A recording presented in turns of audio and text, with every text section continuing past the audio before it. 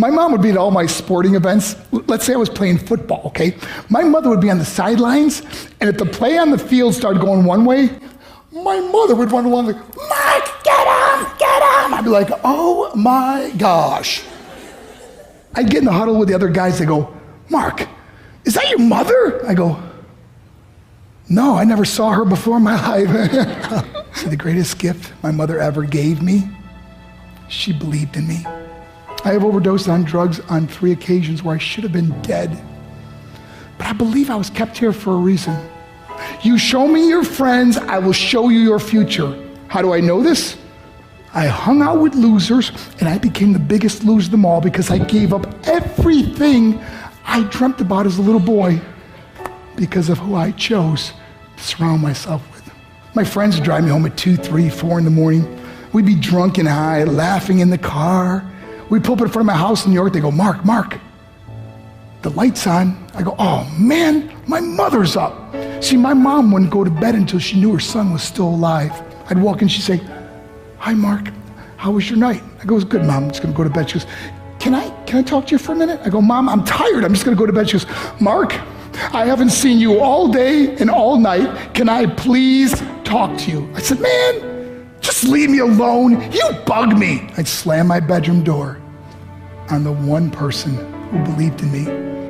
I was on a worldwide tour and we were wrestling overseas in Japan. After my wrestling match, I went upstairs in my hotel room and I fell asleep. There was a knock at my door at 3 o'clock in the morning. I got out of bed and I looked through the safety window and I could see it was a Japanese promoter. So I opened the door and he said, Mark, you need to call home. There's been an emergency.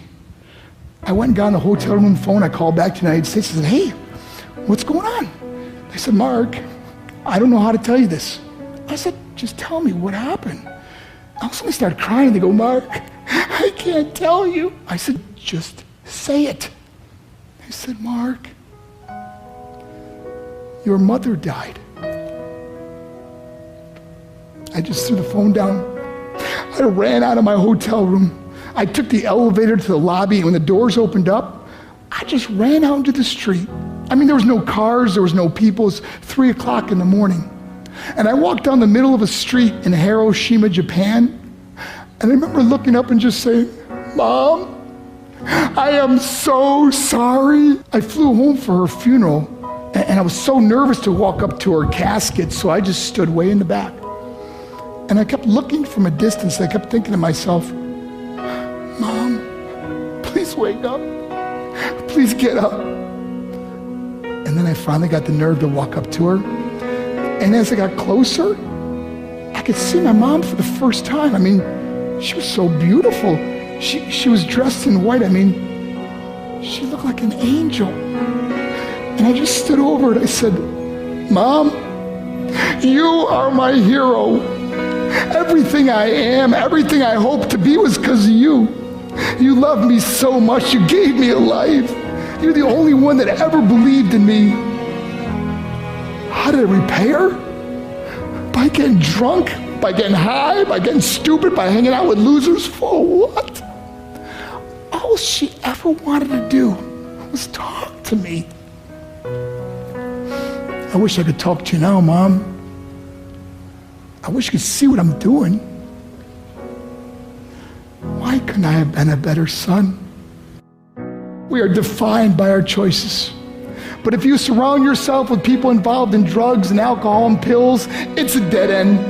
I'm not here to preach to you. I'm here to tell you I lived that life. It leads to broken hearts, broken relationships, broken dreams, and death. For what? To get high? If you have a mother or a father, when you go home, tell them how much you love them. See, my whole life was about being rich and famous. I had to be a millionaire. I had to win the race. I had to win the race at the expense of my marriage, my family, my friends. For what? To be all alone in the world? I learned what is truly important, and that is how precious this gift of life is, and our families, and how quickly it can be taken away. See, I no longer live in time, I live in moments. See, it's not what's in your pocket that matters. It's what's in your heart that truly matters. Love Love is just a word until somebody comes along and gives it meaning. You're the meaning.